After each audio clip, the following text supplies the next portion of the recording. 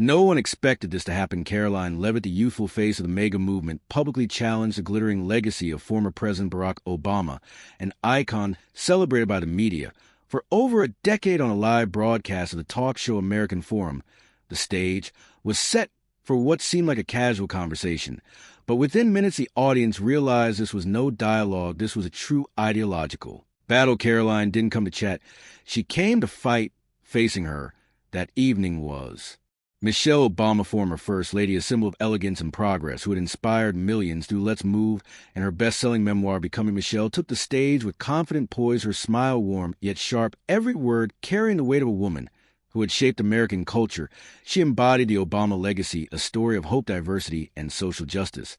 But then Leavitt spoke. She didn't target Michelle personally. She aimed at the policies she represented, from Obamacare to educational initiatives, what Leavitt called a dream detached from America's workers. Within minutes, the exchange turned into a clash of two eras, one side a past painted with inspirational speeches, the other a new generation determined to tear down any remaining sheen of glory. That night, Michelle Obama herself felt the final barrier of her husband's legacy waver before an unrelenting opponent. Before diving into the story, comment where you're watching from, and don't forget to subscribe so you won't miss the latest stories. The American Forum stage blazed with light, the vibrant sound echoing through the auditorium, thunderous applause mixed with boos, creating an atmosphere both tense and electrifying. The stage lights gently swept over the audience. On one side, MAGA supporters held high banners proclaiming "Protect Our Kids," while on the other, Democratic voters clutched signs reading "Love is All." Laura Bennett, the veteran host, stepped to the center of the stage with a calm but firm demeanor. In an elegant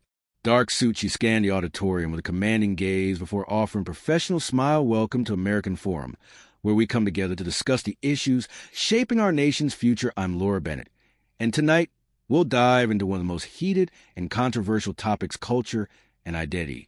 She paused for a beat, her voice ringing clear like an arrow cutting through the surging wave of emotions in the audience. In the first part of our debate, we'll discuss policies related to sex education in schools, transgender rights, and the phenomenon known as wokeness. The spotlight turned to Michelle Obama, seated with composed demeanor and graceful presence. Mrs. Obama, as someone who has spent years working on education and community programs, please share your perspective on these policies and how we can balance individual rights with society's shared values. Michelle stood, her hands lightly touching the podium, her gaze sweeping over the audience. America is strong because of its diversity. She began, her voice warm and deeply persuasive. I've met kids in Chicago isolated because of their identity. Comprehensive education doesn't just teach knowledge, it teaches compassion.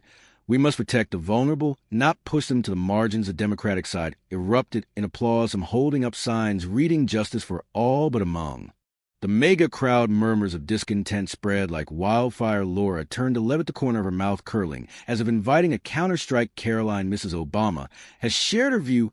What do you think? Leavitt, her blonde hair gleaming under the light, sat upright, her eyes flashing with cold confidence.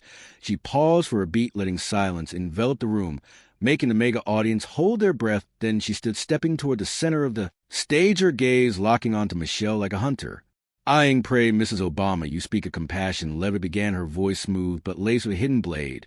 But ask the mothers and fathers working tirelessly in Iowa and Georgia, do they want their kids learning confusing gender concepts instead of math? I met a parent in Missouri desperate because their school forced their 11-year-old son to choose pronouns. That's not compassion.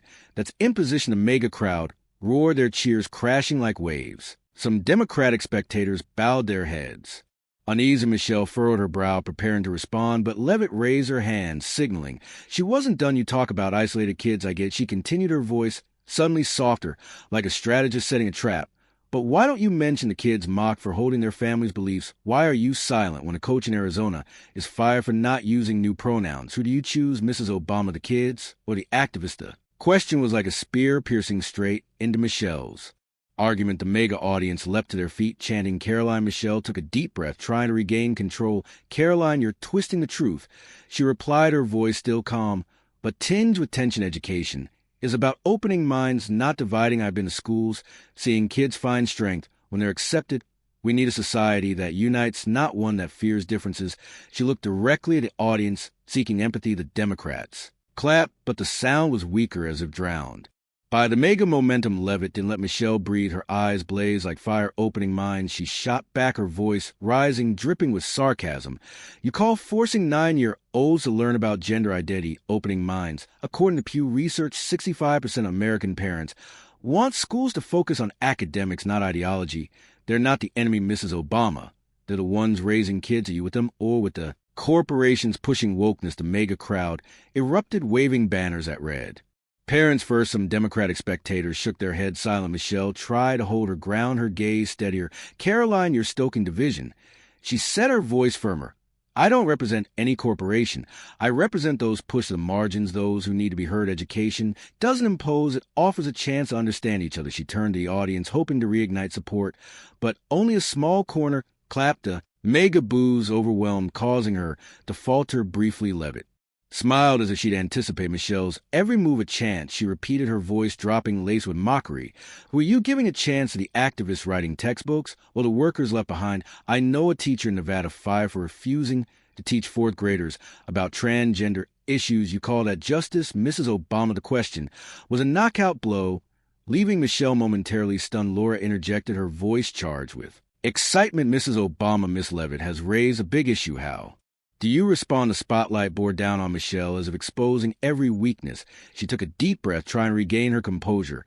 "I believe in dialogue," she said, her voice deliberate. "We can protect kids and respect diversity. I've seen schools unite when people listen to each other."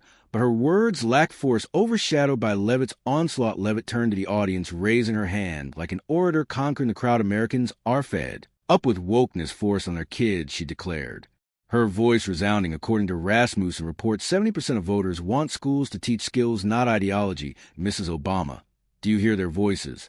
Or are you too caught up with the D.C. elite? The final line was a blade cutting deep into Michelle's stance. The mega crowd exploded, shouts of Caroline echoing through the room. The stage lights dimmed, but the studio atmosphere remained molten like a furnace. Laura Bennett stepped forward, the light casting her shadow like a blade across the stage. The studio quieted, but still burned like embers waiting to be reignited. She scanned the crowd, her gaze cutting through the undercurrents. "Thank you for those candid, profound, and emotional insights about how we shape who we are and who gets to rewrite those stories."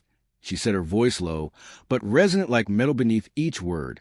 But identity isn't just personal. It's also shaped by what's prioritized and what's left behind in the national budget. She paused, letting the stifling air grow heavier. The light now framed Michelle Obama's face, highlighting her sculpted calm. From Obamacare to community programs, the Trump administration is making deep cuts. Mrs. Obama, as someone who stood at the heart of these policies, what do you think of this direction? Michelle's gaze swept the audience, seeking connection. Government spending isn't just numbers.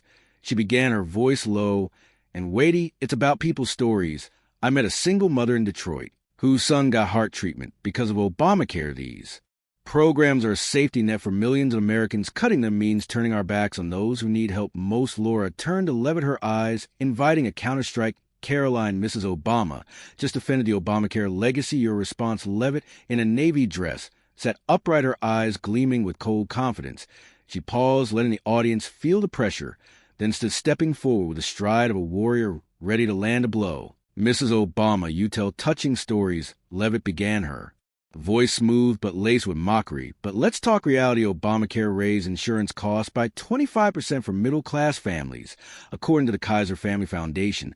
I met an electrician in Pennsylvania working 60 hours a week, but unable to afford insurance because of your regulations. You call that a safety net?" The mega crowd roared, their applause crashing like waves. Michelle prepared to respond, but Leavitt gave her no chance. "Look at the numbers," she continued, her voice rising like a prosecutor delivering a verdict. Obamacare added $1.7 trillion to the budget deficit since 2010, according to the Congressional Budget Office. While you tell stories about a mother in Detroit, millions of other Americans are struggling with higher taxes and fees. The Trump administration is cutting wasteful programs to give money back to workers. What do you say to them? The question was like a dagger stabbing straight into Michelle's argument. Michelle took a breath, her gaze steady but tinged with tension. "Caroline, you focus on numbers and ignore people," she replied, her voice calm but sharper. "Obamacare isn't perfect, but insured 20 million people who had nothing. I met a veteran in Atlanta treated for cancer. Because of this program, cutting it strips away their chance to live. We need to improve, not dismantle." She looked directly at the audience, trying to rekindle empathy. Leavitt didn't let Michelle gain ground, she tilted her head, a mocking smile flickering. Improve, she echoed her voice. Dropping lace with contempt, you call bankrupting millions of families with insurance fees improvement. According to the Heritage Foundation, 40% of Americans had to borrow money to cover health care costs under Obamacare. I know a family in Wisconsin who lost their home because they couldn't afford medical bills. Mrs. Obama, do you tell them that a chance to live? Michelle's gaze sharpened. Caroline, you're distorting the truth, she said. Her voice firm. Obamacare has saved millions of lives. Cutting it isn't the solution. We need smart investments, reforming the system to lower costs. I've seen communities grow stronger when people are cared for. Leavitt smiled, as if she'd anticipated every move. Smart investments. She countered, her voice soaring, dripping with sarcasm.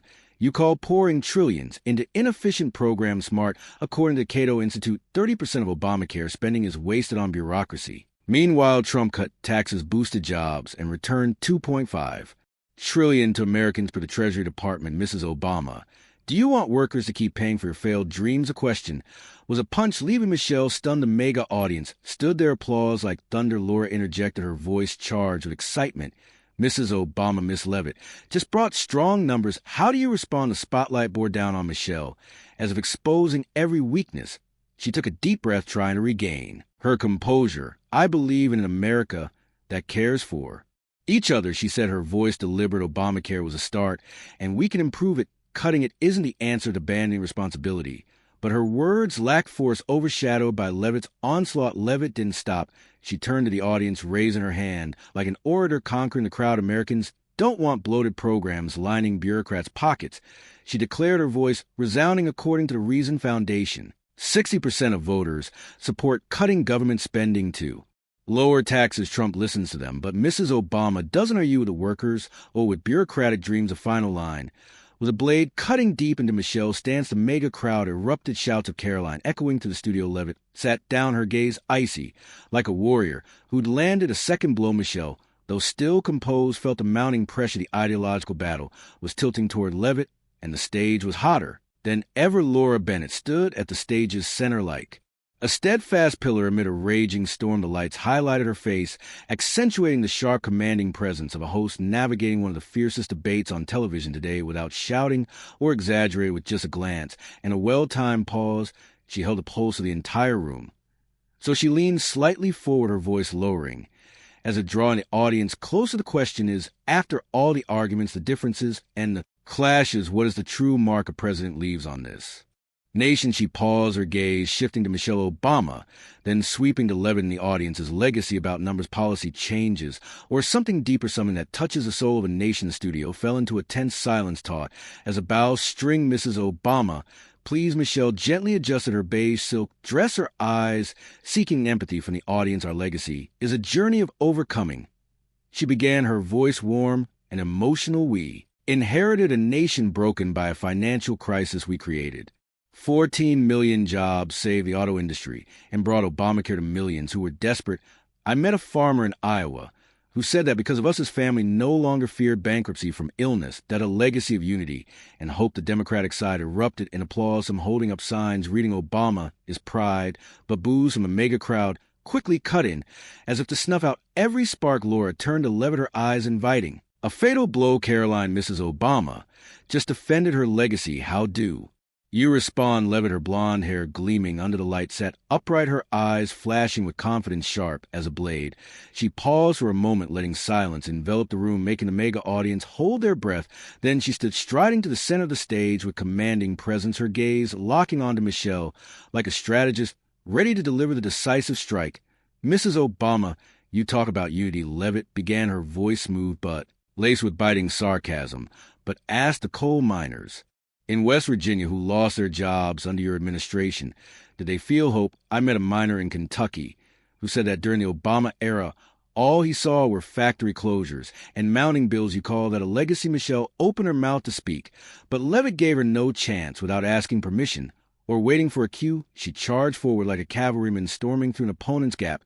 Let's look at reality, Leavitt said, her voice ringing out like a bronze bell in the fiery auditorium. She wasn't just speaking, she was stepping into the role of a classic orator, each word, each cadence aimed straight at the crowd's psyche. Under Obama, average GDP growth was just 1.8%, according to the Commerce Department's own data. Trump, he hit 3.1% before the pandemic struck, and his first 3 years created over 6.5 million jobs. She took a step toward a stanza, hand raised as if sealing. The truth Trump slashed thousands of regulations, unleashing businesses, saving them over $200 billion, numbers straight from the Council of Economic Advisors, not words, but results, not hope, but action. She spun back, facing Michelle directly. So tell me, Mrs. Obama, with all those numbers, do you still want Americans to believe your legacy is a superior one? To question with the force, a missile shot straight into the core of Michelle's yet-to-form argument. The studio erupted. The mega section exploded in feverish excitement. They leapt to their feet, waving blazing red banners, chanting like thunder, Trump, Trump. Amid the flickering lights, Michelle sat there silent, her eyes tracking Leavitt, as if weighing a counterstrike that could turn the entire chessboard. Michelle took a deep breath, her gaze remained steady, but beneath her calm exterior a quiet tension emerged. She leaned toward the microphone, her voice rising, composed but sharp as a finely honed blade. "Caroline, you're distorting the truth," she said, each word striking the floor like a hammer. "When we entered the White House, the country was on the brink of collapse, the worst financial crisis since the Great Depression. We didn't just stop the disaster. We saved millions of jobs, rebuilt from the ashes." She lifted her head, her gaze sweeping the room. "I met a construction worker in Oregon. He told me that thanks to our economic stimulus policies, he could feed his family, have insurance, have hope. The foundation Mr. Trump inherited was a recovery we bled to achieve." A moment of silence. Then Leavitt leaned forward, a mocking smile flickering across her lips like a knife slashing through the picture Michelle had painted and inherited. She repeated, her tone igniting like a spark you call, "Adding $9 trillion to the national debt, laying a foundation. According to the Office of Management and Budget, over 4 million people fell into poverty under Obama." Her voice gradually lowered, but the intensity made it all the more overpowering. "And Trump, he didn't just create jobs, he brought unemployment down to 3.4%, the lowest in half a century, according to the Bureau of Labor Statistics." She turned the audience, her arms outstretched like a judge delivering a verdict. "I met a bakery owner in Georgia. Thanks to Trump's tax cuts, she hired more staff, expanded her business. That's reality, not ideals. And you tell them your legacy is about unity." The final question struck like a spear. The mega crowd instantly erupted. "Trump saves America" flags were raised high, a red wave flooding the stage. Chants thundered in rhythm. "Trump, Trump, Trump." Michelle clenched her hand. She didn't back down. "Caroline, you're trying to tell half the story," she responded, her voice firm, each word meshing like steel gears. "You ignore the context. You forget that we didn't just rebuild the economy. We tried to build a fairer, more inclusive America where no one is left behind." She paused and spoke slowly, decisively. "Obamacare, though not perfect, saved millions of lives. That's our legacy, not just numbers." People, the Democratic audience began to stir, their applause surging like a heartbeat revived amid a fiery battle line. Leavitt smiled, as if she'd anticipated every move. "Fairness," she shot back, her voice soaring, dripping with mockery. "You call raising taxes on the middle class fairness? According to the Tax Foundation, Obama policies added $500 billion in taxes on workers. Trump, on the other hand, cut $1.5 trillion in taxes, putting money back into 85% of families." Per the IRS. "I met a nurse in Arizona who said thanks to Trump she could buy her first home." Mrs. Obama, do you want future generations to bear the debt of your legacy? The question was a punch, leaving Michelle stunned. The mega audience stood there, applause like thunder. Some Democratic spectators began leaving their seats, disillusioned. Laura looked at Michelle, her voice suddenly sharp and charged with excitement. "Mrs. Obama, Miss Leavitt just presented powerful numbers. Do you have a response?" The stage lights converged, bearing down on Michelle as if exposing every remaining weakness. She took a deep breath, trying to reclaim her signature poise, her eyes calm, but unable to hide a fleeting tension. "A legacy isn't just about numbers or the economy." She began, her voice deliberate, each word carefully measured. "A legacy is about building a nation where everyone is respected, where they have a chance to succeed regardless of race or background. We did that, and I'm proud of what we achieved." She paused, her gaze resolute like a wall standing firm against Leavitt's pressure, but Leavitt wouldn't relent. She took another step, her face brimming with determination, the glint of victory, and her eyes grew sharper. Without giving Michelle a moment to breathe, she turned to the audience, raising her hand like a leader claiming triumph. "Americans don't want a legacy of debt and failure." Her voice boomed, each word a blow to the audience's psyche. According to Rasmussen reports, 62% of voters say Trump delivered a stronger economy than Obama. "Trump built a thriving America." Mrs. Obama left a Depleted nation, it's time we face the truth. She paused, flashing a cold smile, her eyes like razor-sharp daggers aimed at Michelle. Which legacy do you choose? Leavitt's final question, with a blade swung high, slicing deep into Michelle's stance, leaving the studio's atmosphere stifled tense to the point of suffocation. The stage now erupted in a fierce wave of emotion. Blazing lights swept across the impassioned crowd. Amid the seething energy, Laura Bennett stood firm, her eyes gleaming like a commander in the heart of a battlefield, guiding every move. She raised her hand to gesture, as if touching the audience's every breath, her gaze sparkling, as if tracking a gripping political script we witnessed. An unrelenting clash of minds. Laura said, her voice calm, but laced with excitement. And now, Michelle, how do you feel facing these undeniable numbers and facts? Share with the audience. The lights focus on Michelle, the glow highlighting her sharp features, but also her palpable tension. The entire studio seemed to hold its breath, silent brace for the final counterattack. Michelle stood, her hands lightly gripping the edge of her beige silk dress, her eyes scanning the crowd as if searching for a spark of hope amid the encircling storm. She took a deep breath, a weight pressing in her chest, then began, her voice low but slightly faltering, as if battling her own unease. Immigration is the soul of America. She started, her voice softer but striving to hold its ground. We build a nation where everyone has a chance. I met an immigrant family in California. They worked hard, hoping only for their children to attend college, to have a better future. Deportation orders are tearing these families apart, and I believe that a betrayal of the values we've always cherished. We need humane reform, not oppression. Michelle paused, as if awaiting the audience's reaction, but the Democratic applause came only faintly, sporadic and weak. Meanwhile, the mega boos swiftly overpowered, crashing into Michelle like waves of anger, making her feel the crushing weight of the pressure. Laura Bennett turned to Leavitt, her eyes alike, as if inviting a decisive blow. Caroline, Mrs. Obama just called for humane reform. How will you respond? Leavitt needed no prompting. She lifted her head, her eyes blazing with unwavering confidence. Her blonde hair shimmered under the stage lights as she stood striding to the center with bold, resolute steps.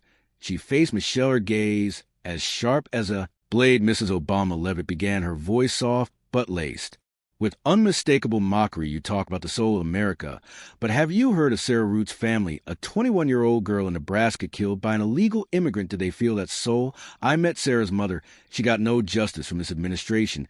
You call that values? Michelle prepared to respond, but Leavitt gave her no moment to breathe.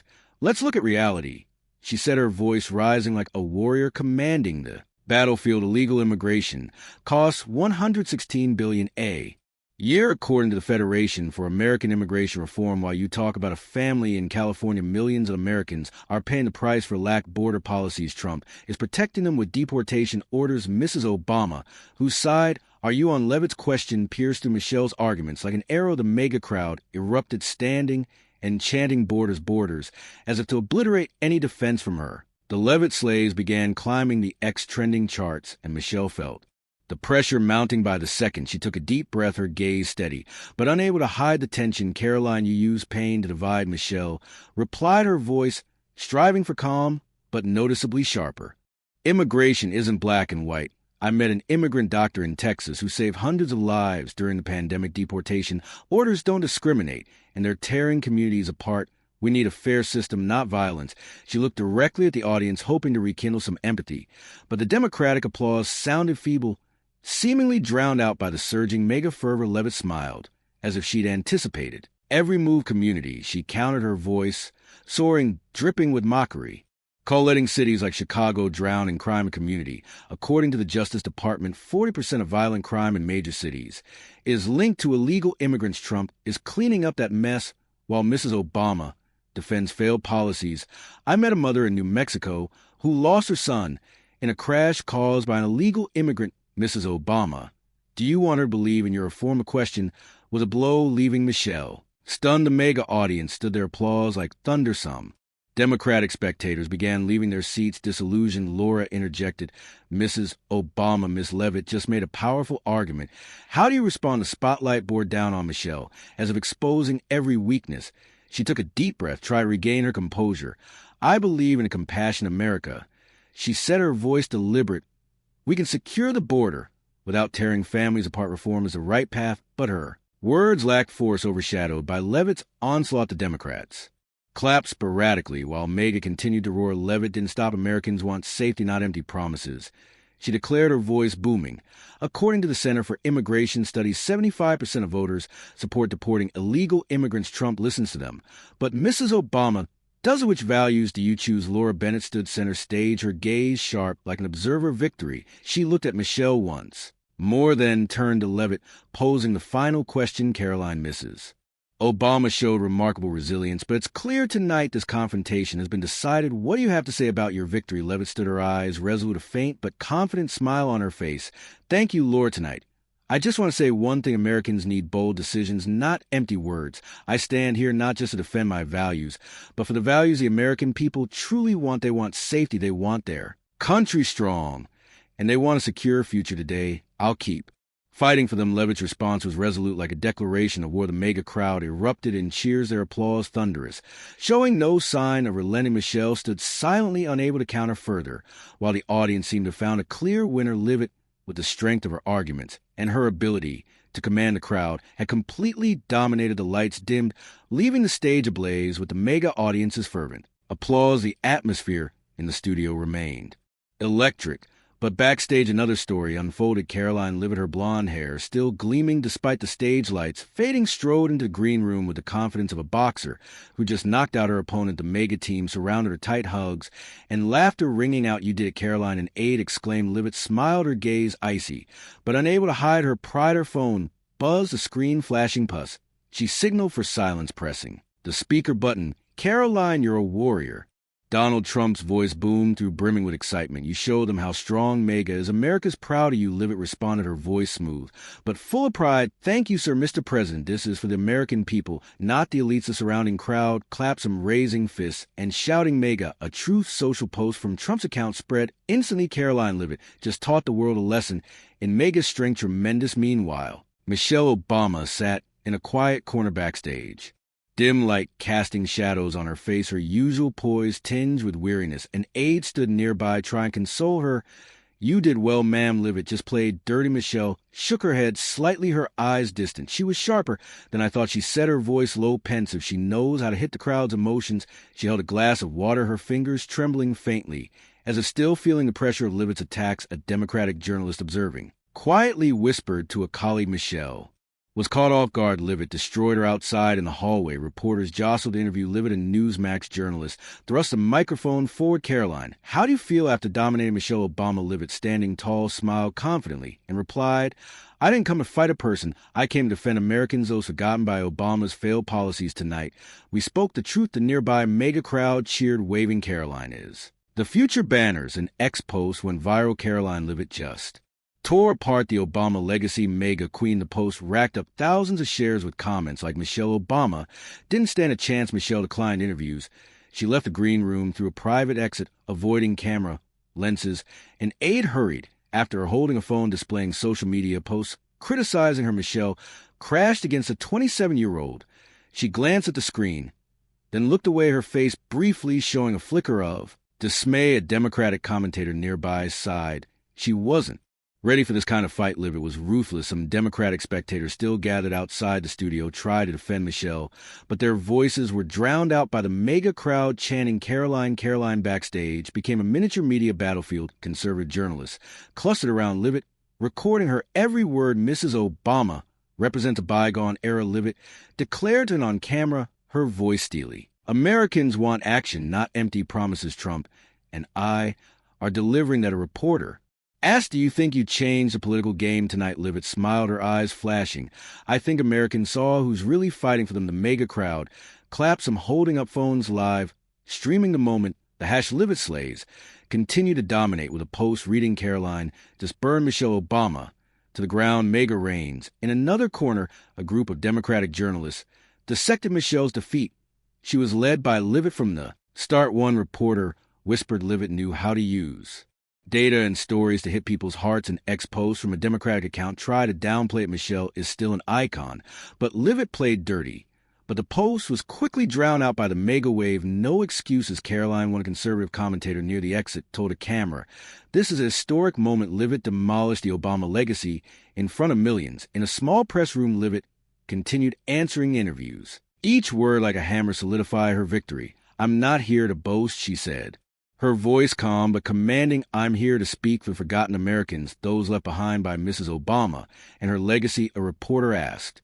"Do you have a message for Mrs. Obama?" Leavitt looked straight into the camera, her smile sharp. "I respect her, but her time is over. America belongs to those who act." A mega crowd in the hallway cheered, waving Caroline unbeatable banners. Meanwhile, Michelle had left the studio, sitting in a car, her gaze fixed out the window.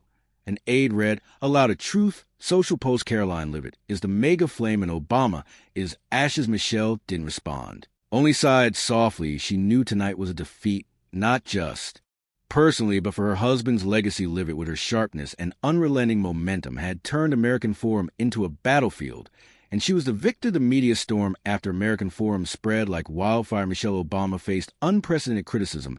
Social media posts dissected her failure. Michelle got crushed by Leavitt, one account wrote, garnering thousands of likes. The Democratic base, once seeing her as an unassailable flag bearer, began to fracture. A commentator on MSNBC lamented she wasn't ready for this kind of attack. Michelle canceled public speaking engagements, retreating to private life. An aide revealed she was considering writing a new book, avoiding the political spotlight. Her influence, once a beacon of hope, wavered before a new conservative generation.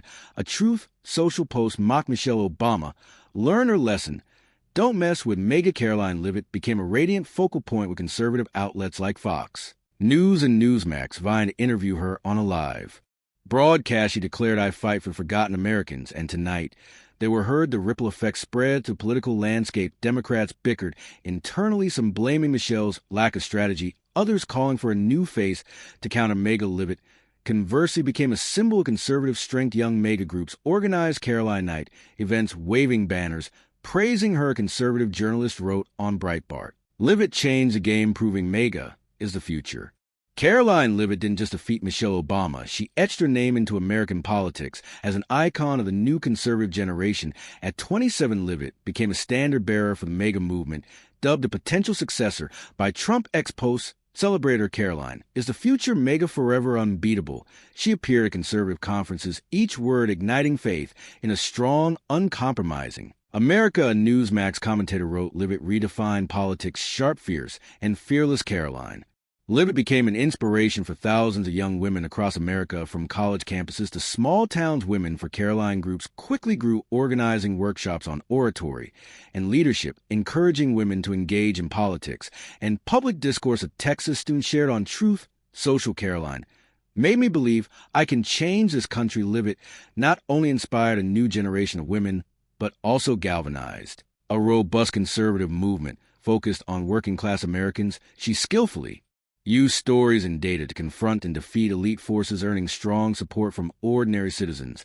With her confident demeanor and intelligent approach, Caroline became an indispensable face of the mega movement, a leader in the fight to protect traditional values. Now Leavitt is preparing for bigger roles in politics. With a steadfast vision for an America where the people's interests come first, she continues to establish herself as a rising star with fierce determination to shape the nation's future. The story gloves off. Caroline Leavitt officially shuts down Obama, reflects the deep political divide in the United States today, where debates are not just exchanges of ideas, but fierce ideological battles over for intense rounds. On American Forum, Caroline Leavitt, with her sharpness and tactical use of data and emotional stories, overwhelmed Michelle Obama, the representative of the progressive legacy. This confrontation mirrors the current American political reality, where new generations like Leavitt challenge established icons like Michelle amid polarization over culture, economics, and immigration. Leavitt's victory, amplified by social media and mega's adulation, underscores the power of modern media in shaping public opinion, a common phenomenon in America where social media magnifies political narratives. The lesson is that in a polarized society, thorough preparation and emotional connection are key to persuasion. Leavitt succeeded because she understood her audience, using data and stories to strike at their hearts, while Michelle, though elegant, lacked the agility to counter the aggressive tactics. Americans today, whether in work, community debates, or social media, should learn to blend reason and emotion, prepare rigorously like Leavitt, but also maintain the respect shown by Michelle in a divided landscape. Listening and sharp rebuttals rather than just offending ideals will help build bridges and create real impact. Subscribe to the channel to not miss thrilling ideological battles like American Forum. Thank you for watching, and see you in the next mega.